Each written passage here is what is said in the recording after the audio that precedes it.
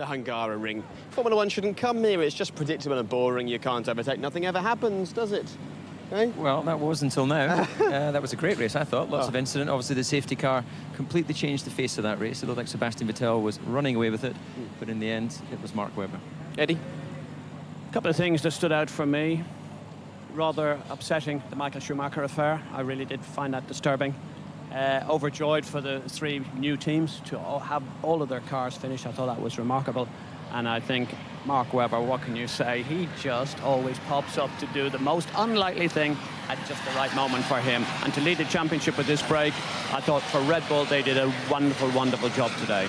OK, looks like the medical helicopter's making its way away. No incidents in the Formula One race for them to worry about. So let's let you know how you can get in touch with us. You can get involved via Twitter. It's Twitter @JakeHumphreyF1, or you can email f1@bbc.co.uk, and I'll give you those addresses throughout the programme so you can get in touch with all kinds of thoughts and suggestions, and perhaps you want to tell us what you made of this race. Don't forget, we've got a 1-month break now in Formula One, so if you want to get involved in what we're doing, I suggest you do it today. Right now, then, let's relive the highlights of the Hungarian Grand Prix. Grand Prix, wasn't it? Exciting from start to finish. You can see the work continues for all the guys. Those are the tyres from one of the Toro Rossos being wheeled back in, stored up and taken back to Italy, no doubt. And this is where we are today for the Formula One Forum. We're inside the McLaren motorhome. I'm sure you remember. Hello, Jessica. We tried to be in there. Difficult day for your boy today, wasn't it? Yeah. What did you make of Jenson's race? Just turn around then. Everyone in England wants to see your face. I can't. Well, you know, but he's got some points. I think it's, yeah. It's a good thing, yeah. Difficult qualifying yesterday, but he was ready for it today, wasn't he? He was very driven to do well. He was very positive and relaxed and was ready to race, but oh well. Month off, little holiday? Yes. Excellent. I'm sure you'll have him smiling again soon. See you later on. Take care, Jessica. Tough life working in Formula One. Here we are. David Coulthard, Eddie Jordan, John Button, and an ice cream. It's OK, Eddie. You're allowed to eat your ice cream on the F1 Forum. It's not a problem. John Button is always trying his very best to embarrass me whenever possible. Yeah, just make sure that you don't talk into the ice cream and eat the microphone, because that wouldn't be good. Lots of messages coming in, actually, and you won't be surprised to know that most of them, at the moment, are about Michael Schumacher. Just once again, f1@bbc.co.uk if you want to drop us an email, or the Twitter is @JakeHumphreyF1. I'll just give you a few of these. Michael Schumacher used to be dominant and pushy, says mistaken ideas. This season he's shown he's slow and dangerous. Priam says, Toe Rubens, thanks for doing us a favour. David, what would you do in that situation? Back off or go for it, says Priam7. Well, I would go for it, of course. The issue was not whether Rubens got himself into position to overtake or not. The issue was that once he was there, Michael kept pushing. Yeah. Now, in that situation, when you're committed, Michael knows this very well, your car's there. You can't back out of it. Your front wheel's, you know, locked in behind his rear wheel. That could have been an aeroplane crash type incident. And I really don't know what Michael was thinking, and frankly, you know, the arrogance of him in the interview afterwards to insinuate that it's basically we know what Rubens is like. They've got history, these two, between them, but they should sit down and sort it out face to face, man to man. Not out there on the track like that. That was very, very dangerous.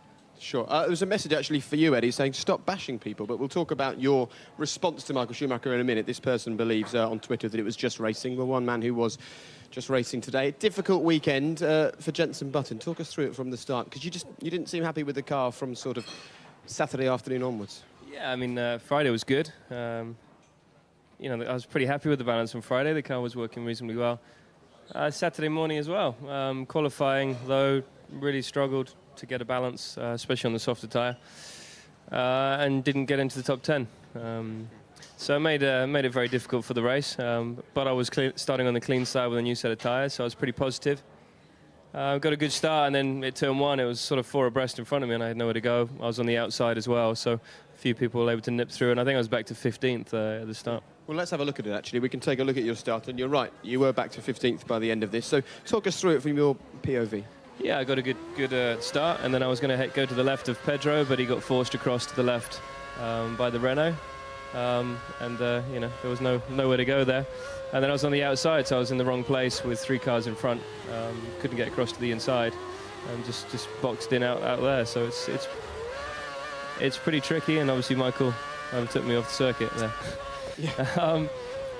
So yeah, a horrible first lap really. You know, and I was back in 15th position and on a place in a circuit you can't overtake. So pretty tricky. You know, we we got the pit stop right. I think we lucked into the pit stop with the safety car a little bit, and in a way, happy to finish 8th from where I was. Jenson, the problem really was yesterday. Qualifying was just a shocker, and it wasn't right, and you didn't feel. Normally we expect so much from you when it's fine grip, and surely that's the problem. Well, it wasn't just yesterday. Today I didn't have the pace in the race. You know, it looked like I was being held up by the car in front, but I wasn't in reality. I just didn't find any grip. I was locking fronts, locking rears, just didn't have any grip. So struggling with the car today, and I know that everyone's working their hardest to make improvements for the next race. It's a very different type of circuit, Spa, so hopefully we're gonna see some good improvements. Just to say welcome, Martin Brundle. A difficult day for Jenson. Good Grand Prix for the fans, though, today. Yeah, it's quite interesting. I mean, the safety car helped out again, didn't it? Yeah. We feared the worst today, but it was fascinating. But we saw cars catching others at 2 seconds a lap in the race, Jenson, particularly Rubens on Michael Schumacher, and any Red Bull on anybody, basically. Just explain to us exactly what it's like and why, because we can't see anything, of course. You can't see the turbulence. What does it mean behind the wheel? Well, you lose general downforce. You know, that's the problem. You know, it's not just front end, it's rear end as well. And you find yourself, you're chasing down this guy, and you're so positive. You know, you're really pumped to chase him down and overtake him, catching him 1.5 seconds a lap, and then you get to a point where suddenly you're pushing just as hard and you're not going anywhere near as quick. And it's because you just lose downforce, you lose grip, you don't have the front end on initial turn-in, you don't have the traction, and it's all gone. And do you have to change your driving style a bit? Because it's easy to overdrive at that point, isn't it? Yeah, it is, and you can change your line because obviously if you take a slightly different line to the guy in front, you can keep a bit of downforce on the front wing. If you take a slightly tighter line on the entry or a different line, so you can work it, but it's pretty tricky, especially on such a place like this where there is basically only one line. It's very difficult. Couple of things, Jenson. We saw Lewis go out with some gearbox-related issue or drive shaft. Do you get any information from the team when you see your teammate's car parked on the track? And a further question is, I'm curious to know just how difficult is it to judge these cars at the start of the race when you've got full tanks? Because obviously the last time you've pushed them was Saturday afternoon in qualifying. Yeah, I mean, it's not normally too bad, actually. It's not as bad as you think. I think it's very different to the old days, obviously even before your time, DC. They had full fuel tanks, Martin's time, and they were probably quite tricky. But today, you know, it's not too bad on high fuel. It's pretty reasonable. You break it, you know, a couple of meters before where you do with low fuel, so it's not a big issue. Jenson, is today, in your view, a very dark day in McLaren's hopefulness to win the championship, because basically you came away with very little? It's the toughest day, definitely, that we've had racing this year. But, you know, this team's had some pretty dark days in the past, last year especially, and they bounced back very well from that. So I am positive they'll bounce back. You know, Spa hopefully will make some good improvements, or maybe the first 4 cars will come back to us a little bit. I don't know. We'll have to wait and see. But, yeah, it was a tricky weekend for us, but we're doing all we can to make sure it works at Spa. And I know the guys are working flat out, and they've got the resources, they've got the manpower, they've got the expertise, and it will happen. Let's be positive. 14 points away from leading the charge at the moment. A couple of races that should suit the car that you've got. A month break. It's far from over. You know, you're quite downcast at the moment, but there are reasons to be happy. It's mentally draining when you're back there in 8th and you're fighting for a position. But yeah, it's a tough day. But as you say, 14 points in today's money, which last year was about 6 points. So it's pretty crazy how tight the championship is. You know, the only issue is that a Red Bull's leading now, and we saw their pace today. If it was, you know, another car. For you, it wasn't the worst man to win the race. You know, Mark Webber wasn't leading the way. It could have been worse. How's that? Well, because if Lewis had won the race, he would have been even further ahead of you, wouldn't he? Yeah, but you know, I know what Lewis is driving, what car Lewis is driving, but the Red Bulls have just, you know, the last couple of races have had such a performance advantage, and it can't continue like that. We've got to hope that we can pull them back, because this is a very important part of the season. They've jumped ahead of us in the championship. They've got the advantage in terms of pace, and they've got the advantage in terms of points. So we've got to find our pace in the next race and hopefully fight it out. Okay, something that you wouldn't have seen that we want to show you happened at the very end of the Grand Prix. This is Michael Schumacher versus Rubens Barrichello. We've had a few racers' opinions on this. We'll get Martin's in a moment. Take a look at this and give us your thoughts as you watch it. Okay. He's pretty close, isn't he? It's a different angle to start with. Yeah, it's a little bit naughty. I think there we go. Yeah, I mean, I'd say it's pretty naughty, and I don't know if Michael's been interviewed about that already, but he's made a mistake on the way at the apex, and that's the biggest issue, I think. Michael said he gave Rubens an opportunity to go to the left here, and Rubens went for the right. What do you think of that? Well, he did, but Michael wouldn't have kept going to the right if he thought Rubens was on the left. Very good point indeed. You know, he has been interviewed, just to answer your question there, and he basically blames Rubens for that. Excellent. Fantastic. I love this. Don't look so surprised, Jenson. That's what did happen, believe it or believe it not. No, it's pretty close to the line, isn't it? I mean, pushing him almost into the pit wall, and if the pit wall did continue, he probably would have been in the pit wall. Imagine if a car was coming out the pit lane at that point. Yeah, I know. But yeah, it'd be nice to hear what their views are, especially Michael's. In an incident like that, it's pretty tough to say it's another driver's fault when you force them into the pit wall. Yeah. Okay, before you go, C75, how are you feeling about the triathlon? C75 is going down to watch. I haven't thought about it, actually, to be fair. Well, it's happening on Sunday. The most important thing is that we make some strides forward with this car. It's not a bad car, but there's some work that we need to do to improve it for Spa. The triathlon is the second most important thing in my life at the moment. I bet. All right, thanks very much for your time. Cheers, Jenson. Thanks. I'll take that from you, and good luck in the triathlon. Okay, cheers. Martin, been an incredibly relaxed and chilled out character actually so far this season. That's not a Jenson Button that we've seen so far this year, is it? He's not a happy guy. And understandable, because as Jenson pointed out, they weren't actually holding him up either. He just hadn't got the raw pace. He couldn't slow the car down. He couldn't turn it in. He couldn't get on the power.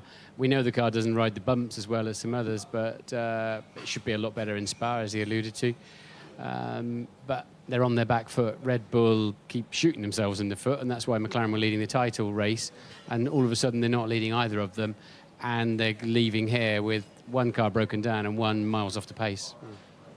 You know what worries me somewhat, because McLaren is a very popular team, but there have been some rumours that the management thought that perhaps the drivers had asked for a special setup for the race, which would give them a stronger race performance over the qualifying. But on today's evidence, they're not good in either. They are hopeless at the moment in qualifying, because we already talked to Jenson, where he qualified was very poor by his own standards. And the race finish was dismal. Their pace is just not there. There's a lot of work to be done in this break here.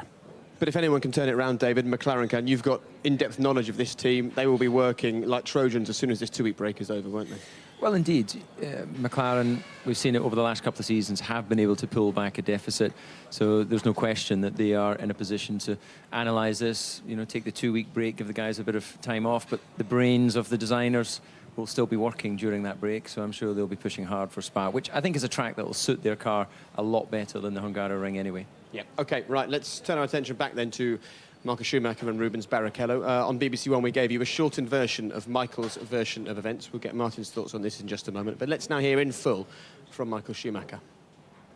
A good start, making up a couple of places, but a controversial end to your race. Just talk us through the move with Rubens Barrichello. Well, I mean, there is not much to say other that he obviously had fresher tyres, and my job was to get the last corner spot on. And I had a line of about 5 centimetres that I had to hit, and in that lap I obviously ran a little wide and started sliding. So my exit speed was a bit compromised. I knew that it was coming, so from my point of view, I was moving over to the inside and make it very obvious and clear to him, go on the other side, there's more space for you. He didn't choose to, so it got a bit tight. Well, it certainly did get a bit tight, and obviously it's being investigated by the stewards. He'd complained on the radio several times before that you were leaving the door open and then slamming it shut. What do you have to say about that? Not much. I mean, we know certain drivers have certain views, and then there's Rubens.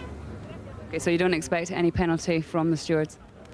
No, but your question was about what happened before that situation, and that was my answer. What happened later on with the stewards, that's a different situation, because, you see, I have 2 little mirrors from where I try to judge the situation. As a driver, you have the ability to change once the line. That's what I was driving to.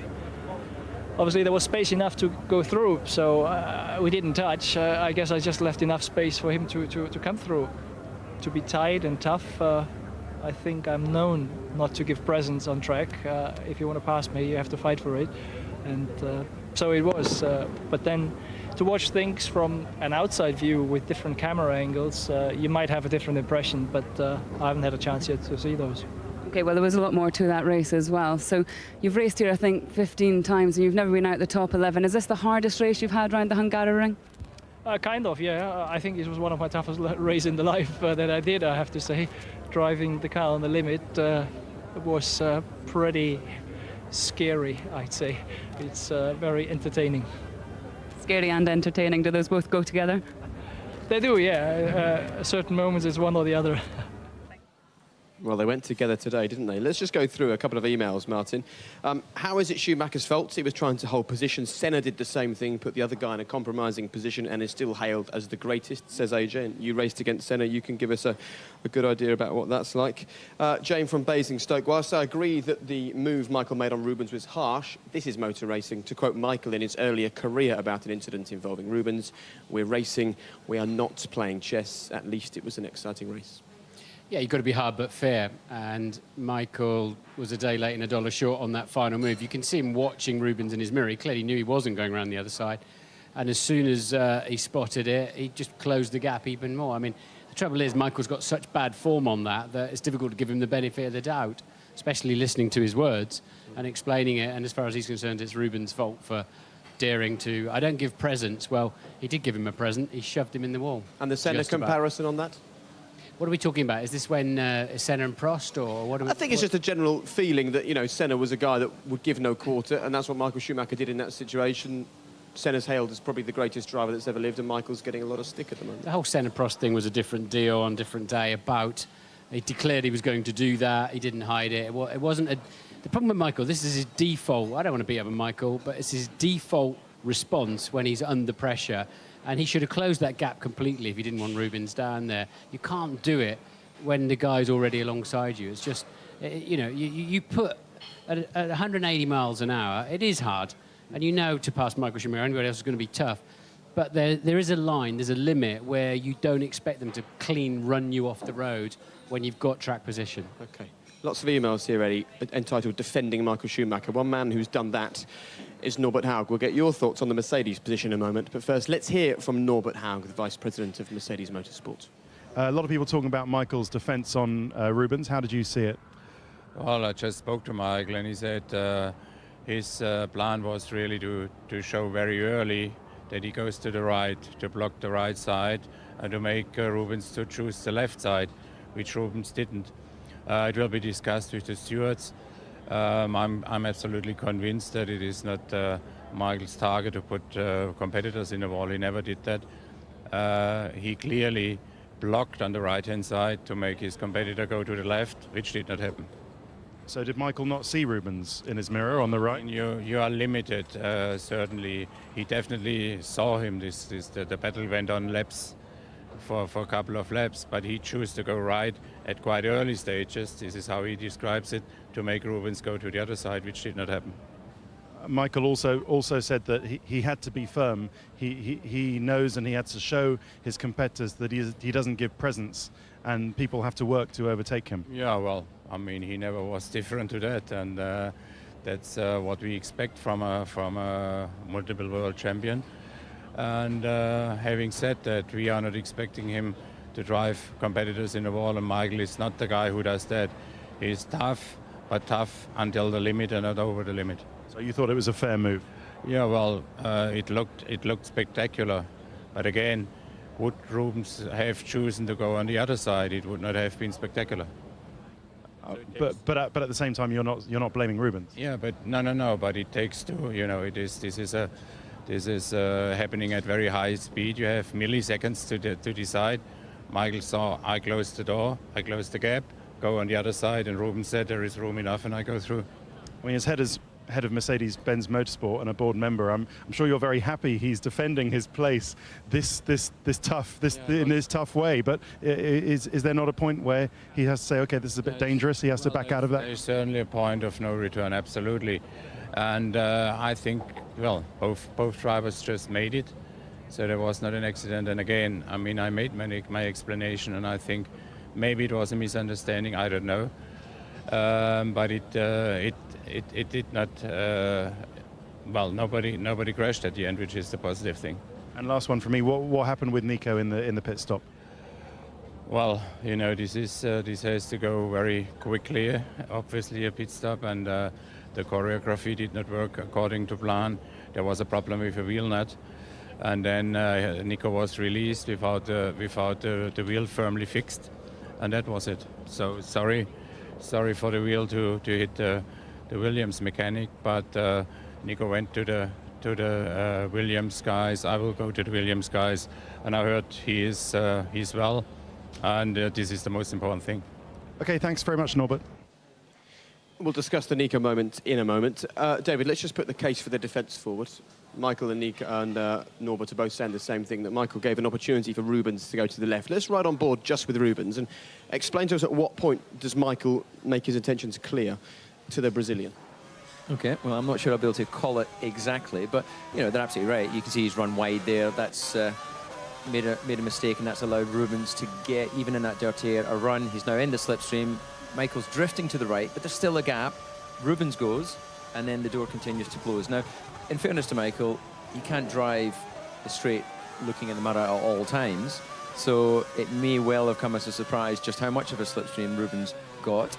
But nonetheless, I just know from my point of view, I know when I close the door, and on the straights I used to go completely to one side or stay on the racing line, and you've made your decision.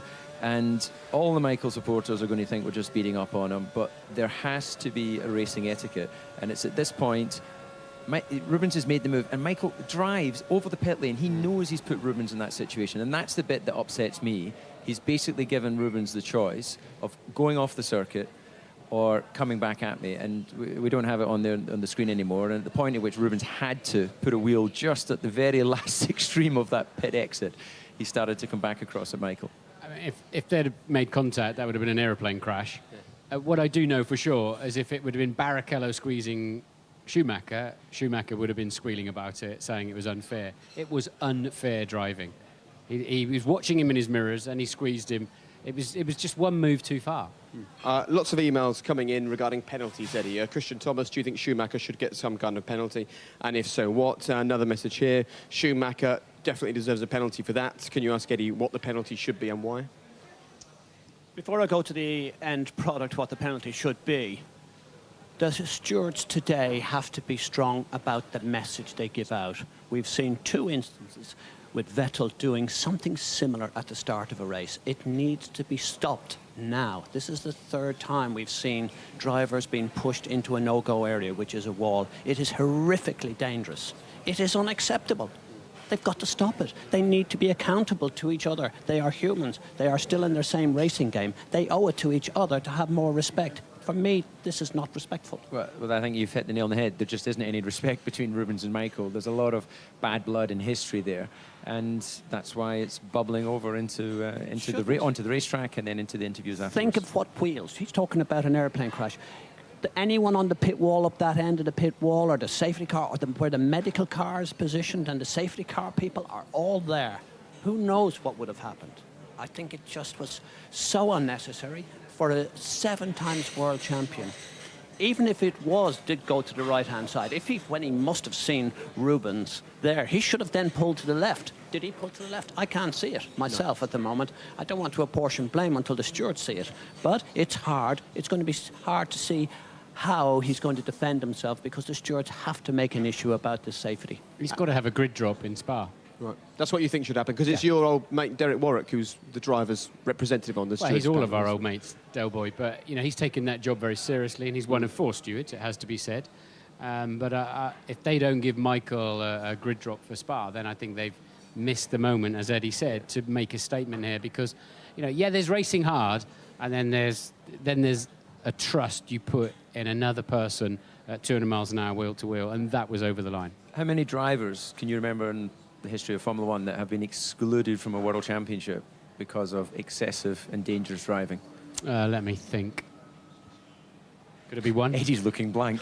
I'll give you a clue. I'm We've trying just to been figure. talking You've asked about me to him. try and think, and I can't.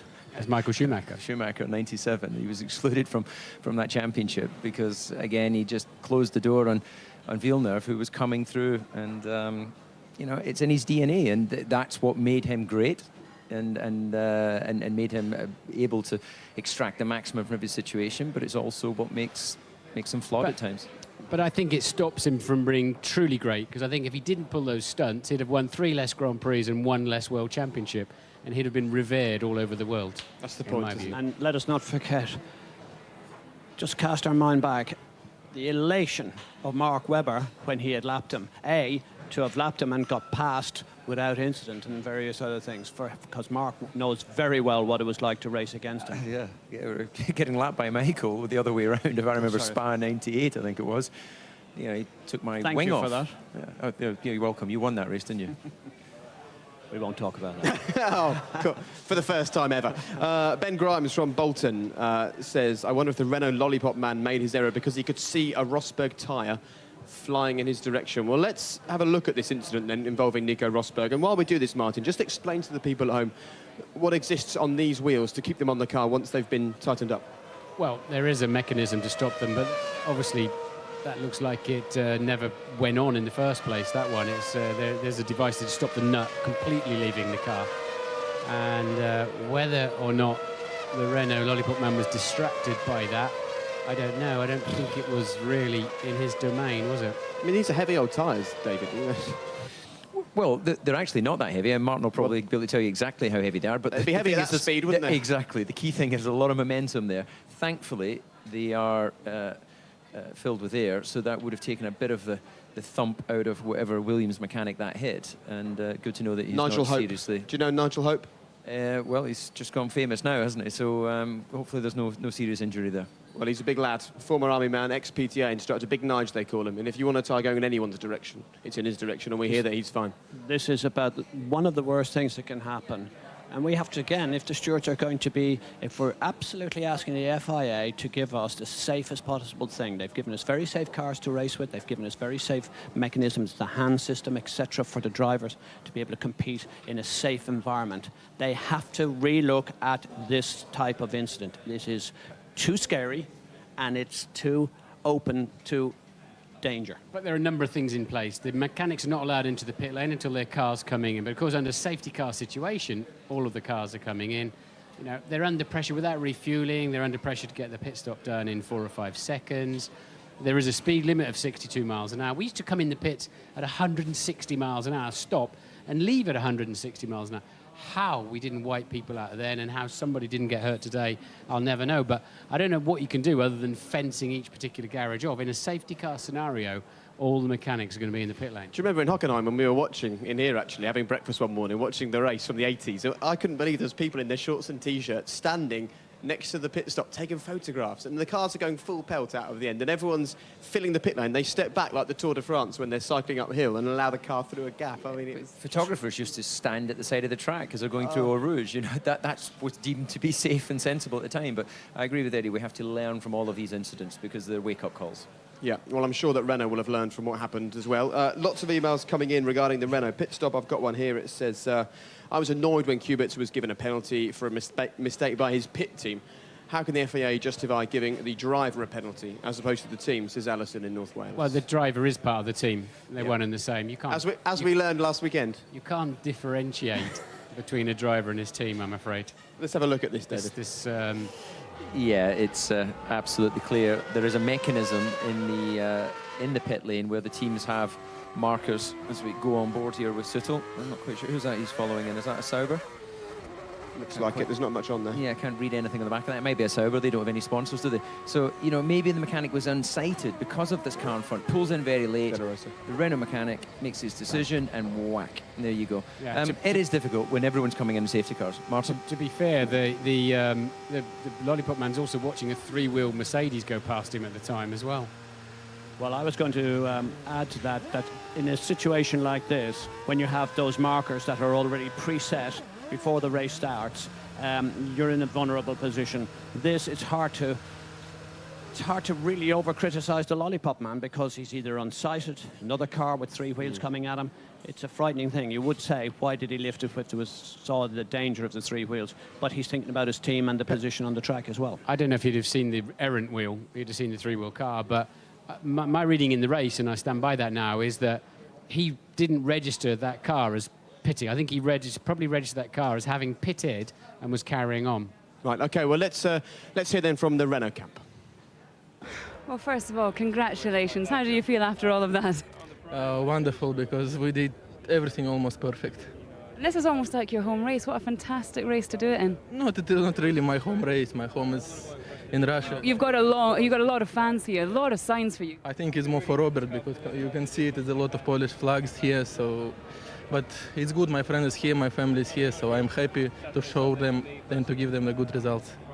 And what was the start like? You spoke to us about it yesterday. You were a little bit nervous. Did you enjoy it? No, I was absolutely was not nervous. Just I almost did not jump start, stalled the engine, but it was good because like this my car was accelerate even much better than in front of the guy. I can pass the Lewis, but then I have something problem with the tire. The tire's temperature was not come on, and then I must give him to take me because otherwise I will be maybe lost more places. It was great to pass Lewis.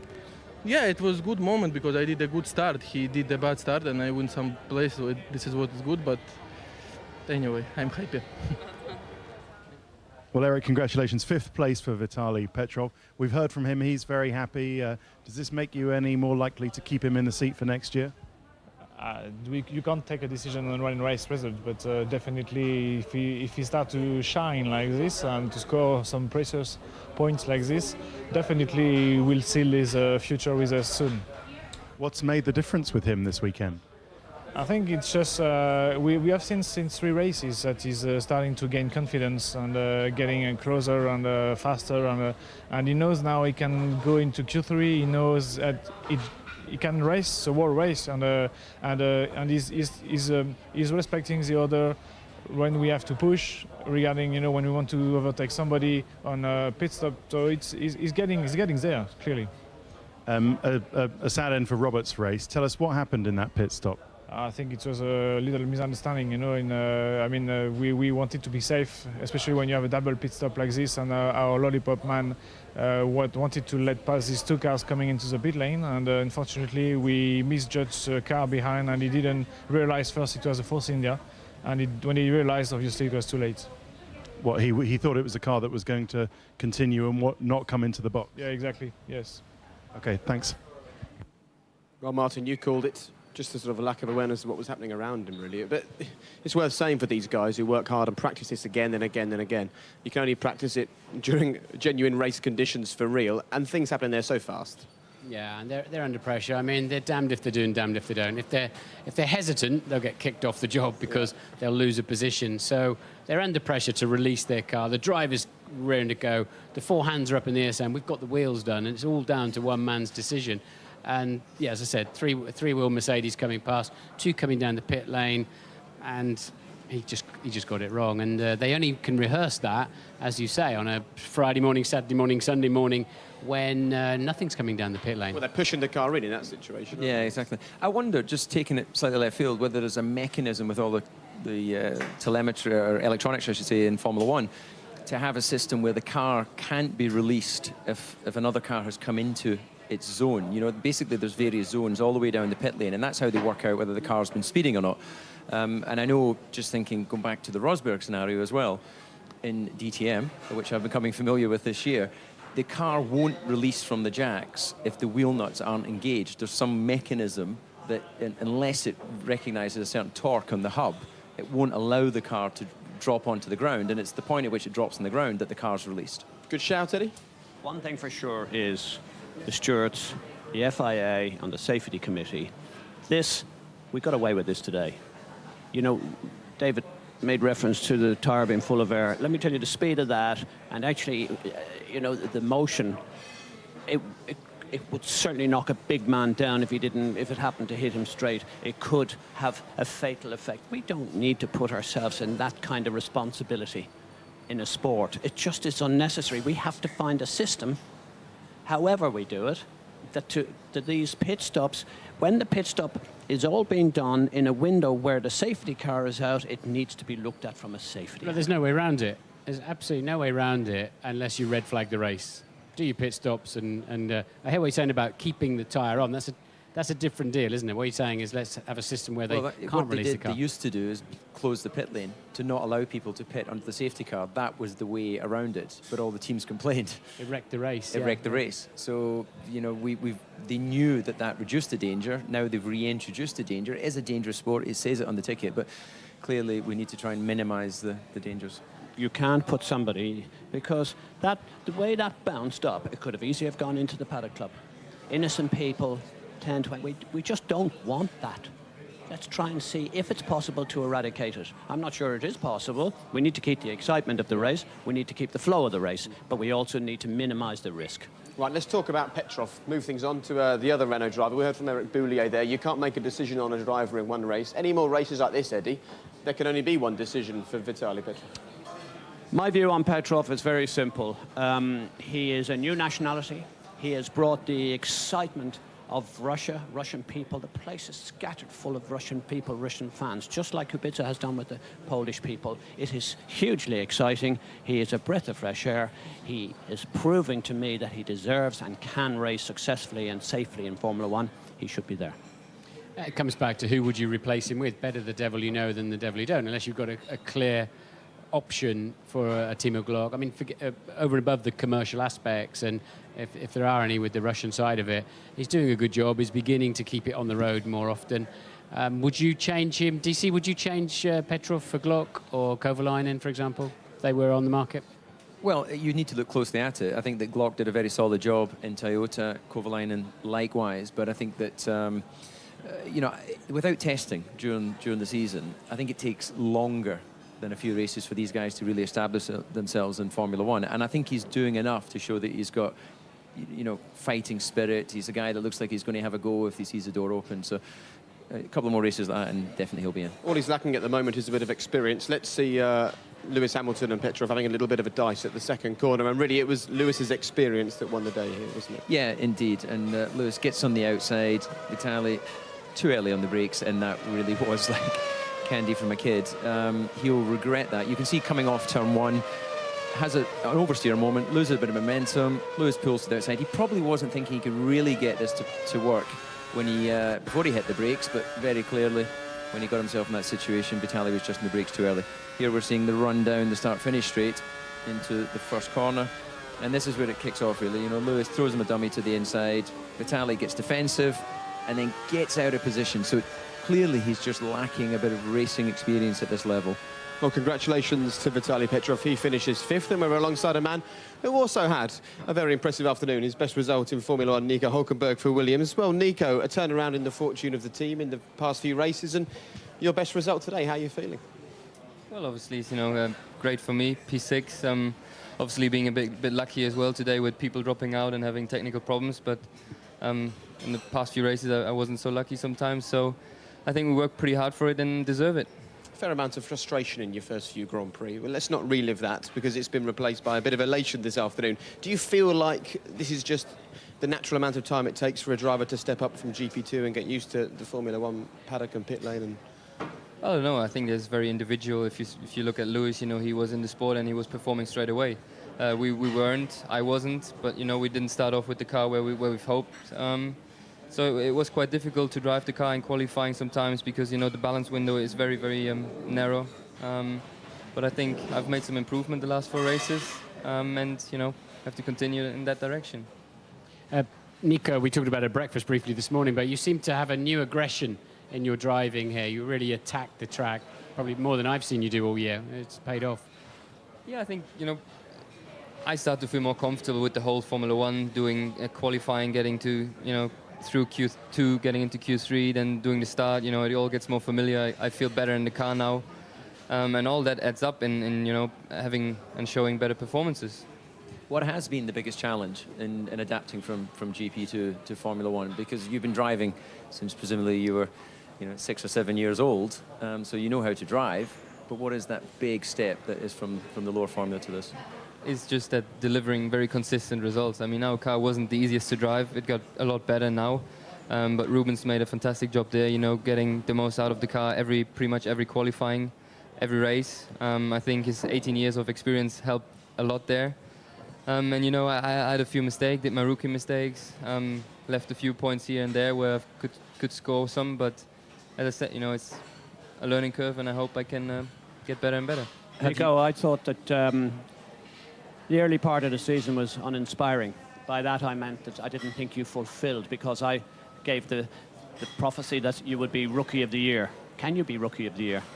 Sorry, I didn't get you. Can you be the best of the new drivers? Eddie was essentially unimpressed for the first few races, is what he's saying. And he wants to know whether you can, I guess, pick up more points than the other newbies.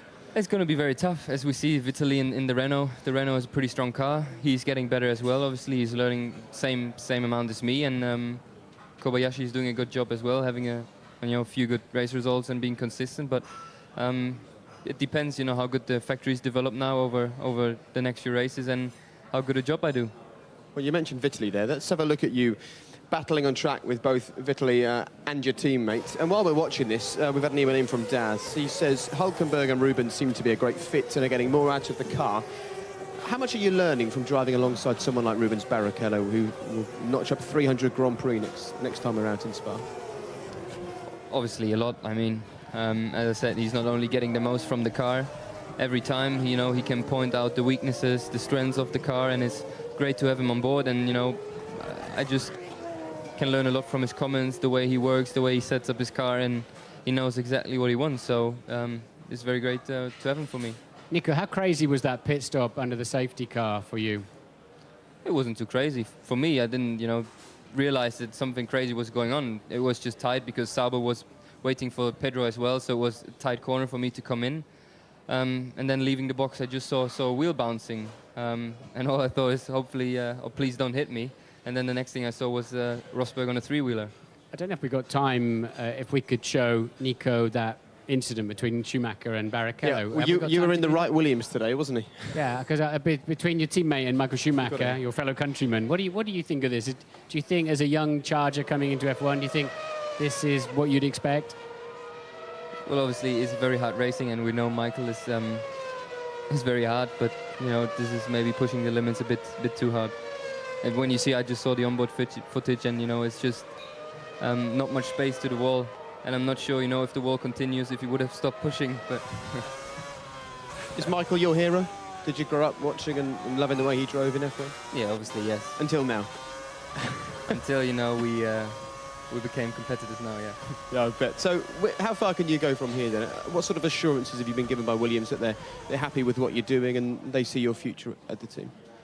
Well, you know, I think that depends on the next few races and the results I can deliver. You know, I'm trying as hard as I can, and I just need to get the maximum out of our package every time, and then, you know, that's all I can do to impress them.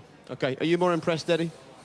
No, what I wanted, I voted him Rookie of the Year at the beginning of the year. I read an article about before Hockenheim, and you said you're very unimpressed with me, and basically I'm doing shit. And I didn't say apologies. Apologies for the swearing. I agree a bit as well. I was doing a bit. Have you got money on this, Jordan? By your Is that own what it is? admission, Is that what I don't think you delivered what we believed you could. We saw what you did last year. We know how you won that championship last year, and I thought you were going to be huge. You weren't huge at the beginning of the year, but you are now beginning to be. So am I impressed now? Absolutely, but you've got to keep this up.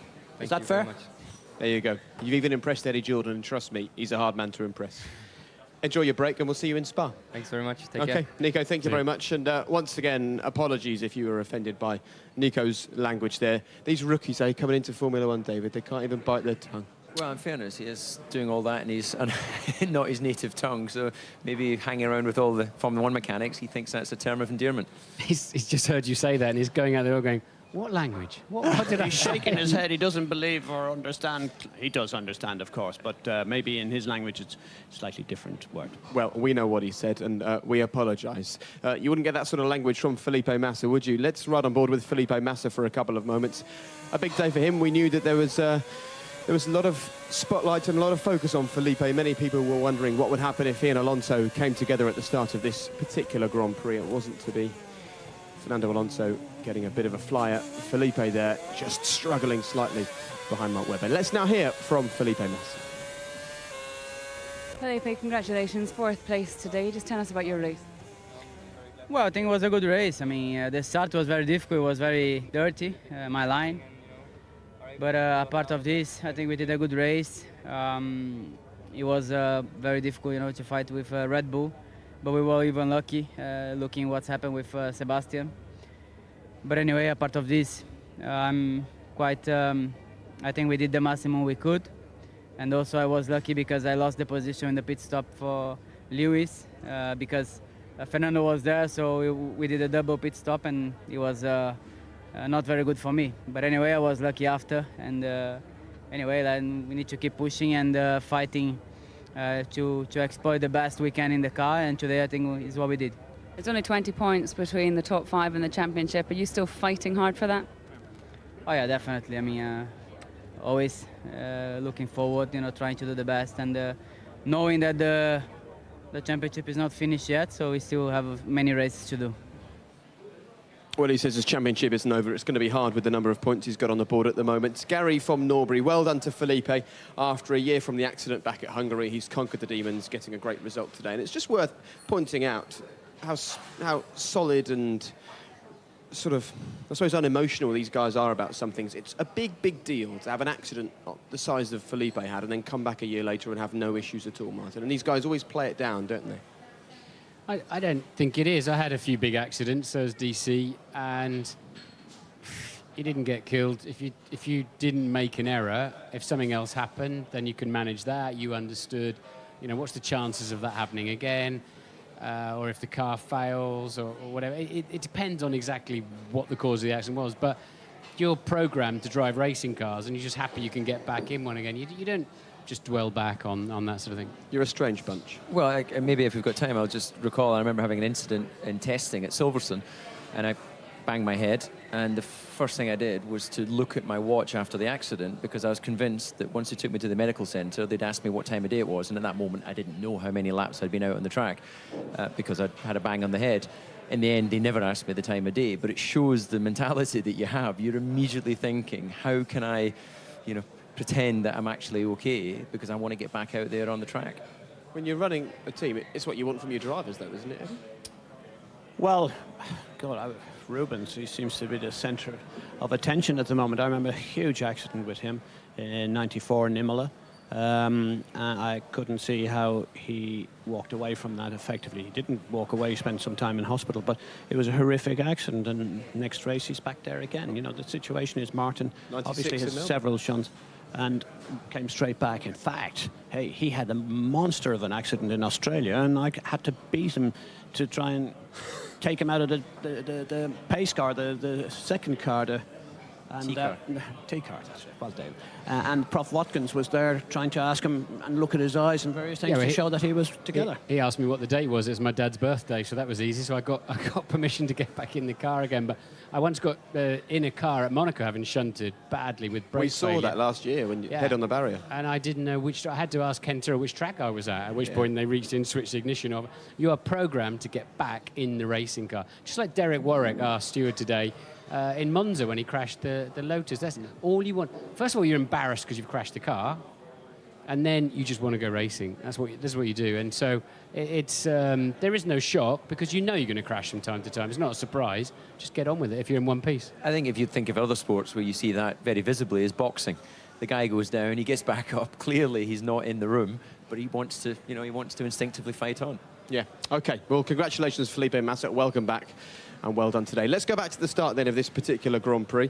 And let's ride on board and talk about Sebastian Vettel in particular, David, the man on pole. Yeah, well, he aced his start. Obviously, Fernando also got a very good start, but he made a decision, went to the outside, and then Sebastian knew all he had to do was pick up his apex and he could control it from there. In actual fact, I thought Sebastian was going to sort of do a Michael move, and that would sort of keep taking Fernando wide, but he showed, I think, good racing spirit there and just concentrating on his own apex. I was looking out of the window at the start, my commentary box window, and it wasn't just a toe that the Ferrari got down to the first corner. It was a great start. And I think that could be significant for the rest of this championship as well. The Ferrari is awesome off the line. And it was only because he was trapped in by the two Red Bulls there that Alonso didn't lead that race. And this race wasn't lost in terms of taking the pole to a win from the fact that he didn't do it on the track. It was because of the penalty. But the simple fact is, and he'll be aware of this, Eddie, another pole position that hasn't led to a Grand Prix victory, and the races are running out. Conversion rate is terrible, and by his own admission, he fell asleep.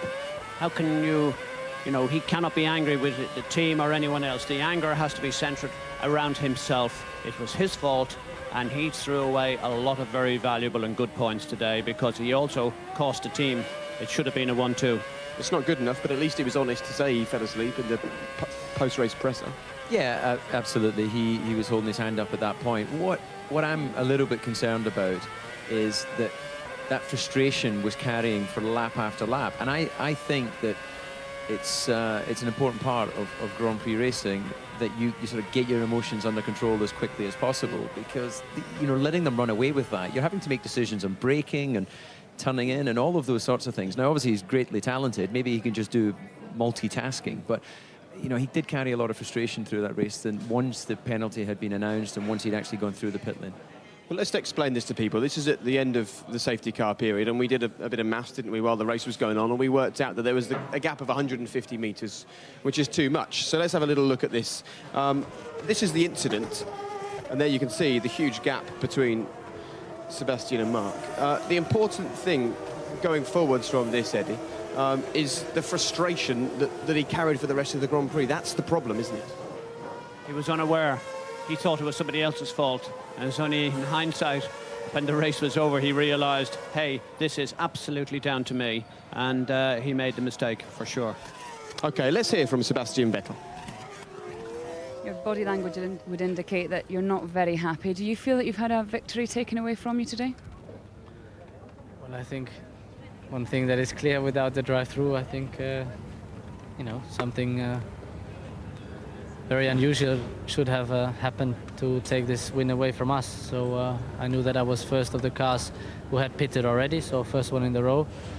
And as long as I stay ahead of Fernando in that case, nothing will happen. So obviously it was not possible with the drive-through we got afterwards. I was not really understanding why I had the penalty. That's why I was probably not, and still am not so pleased. Just tell us about that whole safety car incident. Had the team asked you to back up Fernando to give Mark a lead or anything, or was it your decision? No, I think the problem was that we lost the radio somewhere in the first stint, and I didn't get any messages. I tried to talk to them and check the radio connection. I don't know if they tried to come back to me. Obviously, I didn't hear anything, so yeah. I mean, I should have seen the lights going off at the safety car. Mark was right behind it, and usually, when the restart is supposed to happen, the leader then, backs off and let the safety car go in order to do his smart restart. Didn't really happen. He was very close. I knew that I was noticing that the gap was getting a bit bigger, but I was confident, within one corner I can close it, which I wanted to do in the second last corner. I come around and see the safety car going into the pits and Mark going into the last corner. So I was surprised and obviously lost a lot of ground, which for sure was not intentional. I mean, if anything, I lost myself. So, but as I said, within the race, I didn't know then after why I got the drive-through. And going into the summer break, the championship is just still so tight at the top. The McLaren's not doing very well this weekend. Is that any sort of justification for how you're feeling? No, it's not none of our business. It's usual that you have rough weekends. They probably had one this weekend. I think we have proven that we have a very strong car, and on a circuit like this, with not too many straights, I think the advantage was quite big. But as I said, we know that we have a very fast car in the corners. Probably not the best package to be fast on the straights, but that's how high life goes sometimes. Well, frustration for Sebastian. We'll talk about the intricacies of his race in a moment, but elation for Mark Webber. Mark, congratulations, your fourth win of the year. And it's not often you come in and get a round of applause from the people at McLaren, is it? Well, I think a healthy rivalry for sure. Professional bunch of guys here as well. You know, it was an incredible day. Obviously, it wasn't a great day for them, but it can happen as we've had our tough days this year, and we deserve the victory today. Was a very special day, so it was nice to get it. And how does it feel, Christian, being in here with a race win under your belt? I was surprised I was allowed in, but no, it's fantastic. I mean, Mark drove an awesome race today, and it was the team's 100th Grand Prix, and to win it in the fashion that he did was, you know, outstanding. OK, let's go straight back to the start of the Grand Prix, Mark, and you can talk us through the start of the race from your perspective right here. Yeah, well, I knew it was going to be pretty tricky from the inside. The initial launch wasn't too bad, but then the traction phase was pretty slippery, so lost to Fernando there, then just tried to pick up the toe. I had Lewis and Massa obviously having a sniff at this stage as well.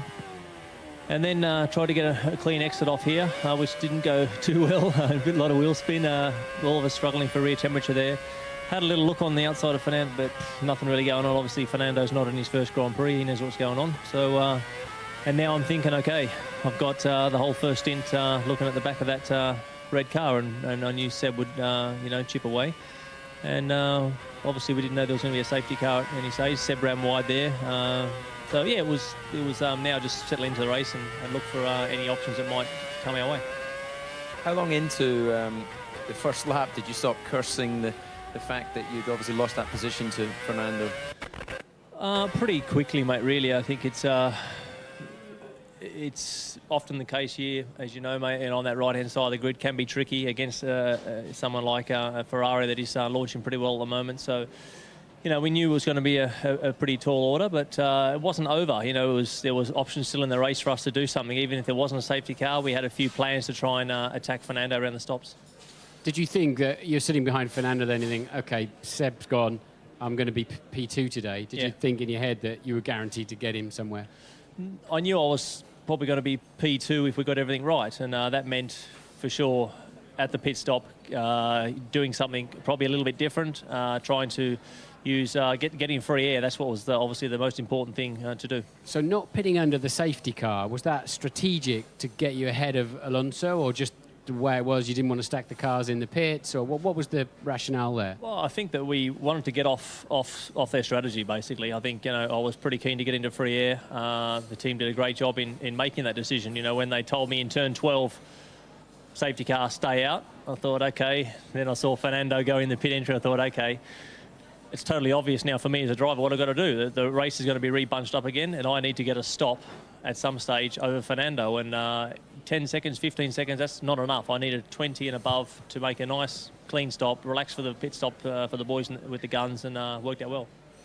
It's these small shouts, these small decisions that make all the difference in the Grand Prix. We'll have a look at Mark's pit stop in just a moment. But first, Sebastian, super late shout. We saw him sort of flying over the curbs here, and he was talking about problems with the radio, Christian, as well.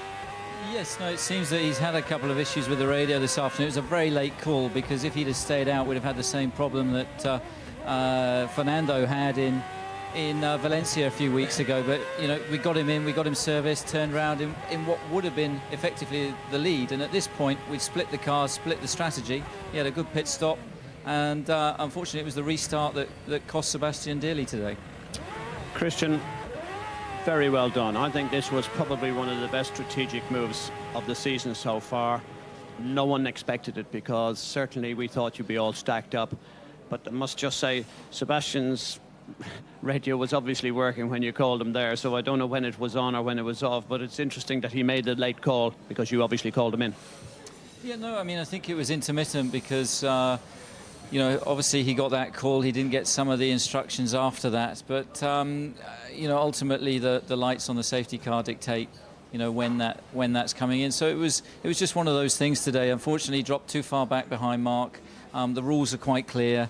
We can have no complaints with a penalty, you know, unfortunately. But, you know, they're the rules. We were too far behind. And he actually did a very good job to salvage, you know, third place, because it would have been very easy to drop back behind Massa. Just remind us why you have to stay within 10 cars of each other. Well, at the point that the safety car comes in, the lead car, which in this case was Mark, dictates the pace, and basically the rules state that you have to be within 10 car lengths. Unfortunately, the safety car came in, and Sebastian was just too far back. I haven't had a chance to speak to him properly about it yet to understand why he was so far behind Mark at the restart. So you can't play team tactics, yeah, basically. You have to stay within 10 car lengths, so you can't start backing others up in the pack. Well, the rules are clear. I think Charlie makes it clear in the briefings, and you know, certainly in the briefings that we discussed, I think we had a situation in China where we were pretty marginal with it, but yeah, it's pretty clear to the drivers where they need to be. Mark, isn't it an irony that it's you that got Seb his penalty, really? I mean, not intentionally, but you bolting got him his penalty. Yeah. All your fault, Mark. Yeah, never my fault, mate. But you know, it was. I thought Seb had a problem. I didn't know if he was having a problem with the gearbox or there was something. It was you know, obviously clear to me that we were about to resume racing, and I thought that he was having actually genuine problems with the car on the restart. That's all I could put it down to. But obviously, you know, for me, I'm doing my thing to get down the road. Mark, today was very emphatic. The qualifying yesterday, 1.8 seconds between yourselves and the leader of the then championship, obviously Lewis Hamilton. Surely this race, more than anyone, it's your championship to lose. Well, you know, the team, we've had some sensational weekends, as you know, Eddie, and we've seen tracks ebb and flow with the performances of the car. And it was great that we got virtually a maximum here, not quite, but a few points off. So that was very reassuring for our team. The cars were reliable. We made deal with some tricky calls out there today, and the guys did a great job there. We could have a wet Spa, intermediate slicks. You know, we know what's ahead of us. There's lots of challenges coming our way. Everyone's very even in both championships, and I think it's great for Formula One. Not so great for us. Gives us a few more grey hairs, but a tremendous challenge. So whether it's ours to lose, yes, we have a sensational car, but you know, you need to put everything together, and that's what we've got to do. I wish the people at home could have seen your face when Eddie asked that question. He's been having a go at you all year, and now he's decided that you're going to win the title. He likes to put the pressure on Christian. And talking of pressure, Mark, when we took a look at your pit stop during the race, David leans over to me and he said, "This is the point that your heart starts racing." Yeah, that's right. You know, Coram was very good. He said, "Mate, look, you know, we've got plenty of time. You can see me here, nice and conservative. Bring the car onto the speed limit. You know, get the car ready, position it for the boys, and just make sure there's no, you know, cross-threaded, you know, wheel nuts. Just get the car done. You know, look for the light and then go." And you know, it was that situation, as Eddie says, they're the times when you can lose key points in any Grand Prix. So. Fernando had the last corner. I'm on a fresh set of tyres, and you know, pretty much that's a checkmate from there. When you set sail on that middle stint and you knew you had to get a 20-second lead, did you think those super soft tyres would ever stand that? There was a point, Martin, where I was worried, to be honest. It got to, I think, 15 seconds, and there was traffic ebbing and flowing a little bit with both of our gaps, and I thought, God, the front left is starting to really struggle, and I was just hoping that the primes didn't really start to come on, because, you know, 15 seconds was neither here nor there. I needed to just get that extra relief and get down the road. So it wasn't totally, you know, a no-brainer. The first 10 laps, yeah, okay, we got this covered. Then I was like, okay, might have a bit to do, but turned out okay. Okay, congratulations. You've got 4 wins. No one else has even managed 3 at the moment. Let's have a look at you celebrating this Grand Prix. And while we take a look at this, talk us through how you're feeling going into the summer break, because I said that at the end of the BBC One show, your timing is immaculate to be leading the title charge. Well, we've still got a lot of races to go, and yeah, there's a bit of a break. Gives us a chance to regroup. You know, everyone works incredibly hard, including the drivers, and you know, we're going to enjoy that. And yeah, but no better circuit in the world to go to after this one in Spa. All the drivers love going there. See the Australian streaker. You just can never trust the Aussies, can you? But I wondered why you smelt so disgustingly of stale champagne. Now we know the answer. No, it's a BBC perfume, mate. That's what I got on. Yeah. It's lovely. That's why it smells cheap, is it? No. It's all good. No, it's great. Are you enjoying these? Because wins are so rare for drivers. Are you making the most of these and enjoying the celebrations around them? Yeah, you can do, but obviously we know with any top-line sport, there's ups and downs, so you don't want to go too bananas. It's good to enjoy them, and for the team and everyone. And certainly, I am very, very happy, and it'll sink in. You know, the next few days, every victory is important. But you also know that you know, in this game there can be a few little tough days here and there, so you just got to keep it in check. Mark, you say you don't want to go bananas. I think you did go bananas, not just so much here, but certainly at Monaco. It was one of the best celebrations we've ever seen. Yeah. So well done on the 4 victories so far this year. Thanks. Cheers, Eddie. Okay, congratulations. Christian, well placed for the rest of the run-in.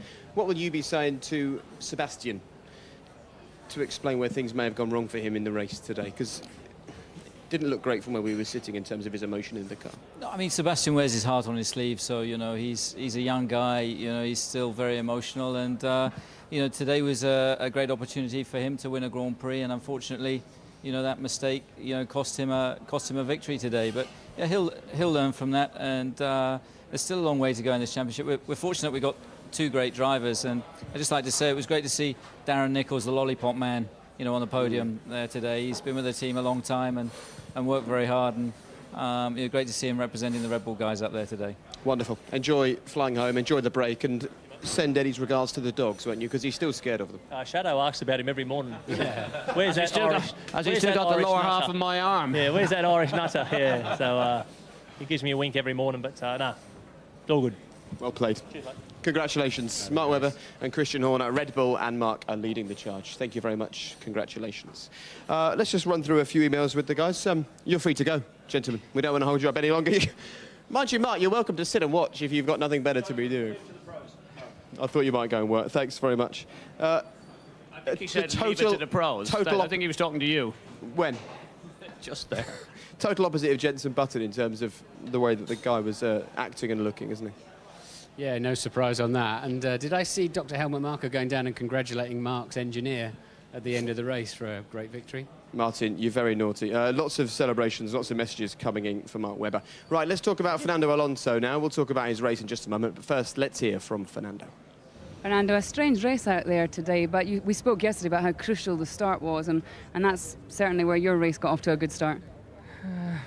Yeah, but in a way we overtook Mark on the start and we finished behind Mark. So the start was not maybe the key point. But of course, you know, with a normal race or with a normal soft tire, maybe Mark was not able to do 42 laps 16 in the first one. So we had a good start, a good opportunity, and I think we did a solid race, but obviously not quick enough because the victory was just too far from us today. It's interesting because you say you're happy with your car around here. How frustrated does that make you then that you're happy with your car and yet you still can't catch up the Red Bulls? I mean, how good are these other Red Bull cars? Yeah, they were amazing this weekend. I think has been many years that we don't see anything like that. You know, one second advantage. I don't remember even in the best Ferrari days in 2004 or 2002. So we need to go back to the 90s with the Williams or something to see such a difference. So well done for them. They did a very strong weekend, but we know that maybe in some other tracks we have a chance, so we need to take any opportunity. Are you looking forward to the summer break? Yeah, I think it was very intense July with 3 races in 4 weeks, so we need this break. Obviously, things maybe doesn't change too much for Belgium. Factories will be closed, I think, for everybody due to the regulations, so we need to improve the car, so we need to make the best we can. Fernando Alonso, how do you rate his title charge from here, Martin? Well, he said, didn't he, at Silverstone, we will still win the title. And it seemed a ridiculous thing to say at the time after, another difficult race for various reasons. And, you know, here he is, homing in. He's now just 20 points behind. It makes Ferrari's decision in Hockenheim look smarter, really, for last weekend in terms of their own potential chance to win a world championship. But you wouldn't discount him for a world title this year. Absolutely not. He's a class driver, isn't he? He's driving the socks off that Ferrari car.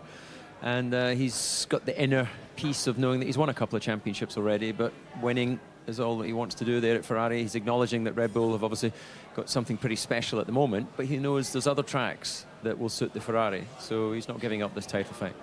Just a nice side of Fernando. Everybody loves Fernando, what you've just seen there, the way he drove, the way he spoke, natural, really human and endearing. Unfortunately, the opposite, you had to say, in the general people, was at Hockenheim. I think he has been an unbelievable driver, great talent, double world champion. He certainly could be a champion again. OK, well, everyone has a nice and a nasty side, of course. Was this the nasty side of Michael Schumacher, though, that we saw today? His coming together with Rubens Barrichello. Rubens was sniffing and sniffing for a couple of laps, made it through, and Michael, well, maybe Rubens is the lucky one there not to have had a huge accident. And Alexander Wurz, who's actually served as one of the driver representatives on the race stewards panel so far this season, was here and was talking to Ted, and this is what he had to say.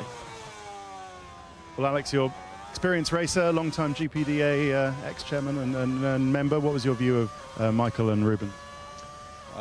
Just a too dangerous move. It was far over the line of any driver conduct, any sporting code. And as an ex-driver or driver or a person involved, I'm actually not at all happy with this move Michael did for a few obvious reasons. Which obvious reason? Well, Michael drove along and had his head pointed towards the mirror for at least 200 meters. He's a 7 times world champion. He knew exactly what he was doing. He did it absolutely deliberately to drive ex-colleague. It doesn't matter to who he's doing it, almost into the wall. If there is a collision, can be fatal.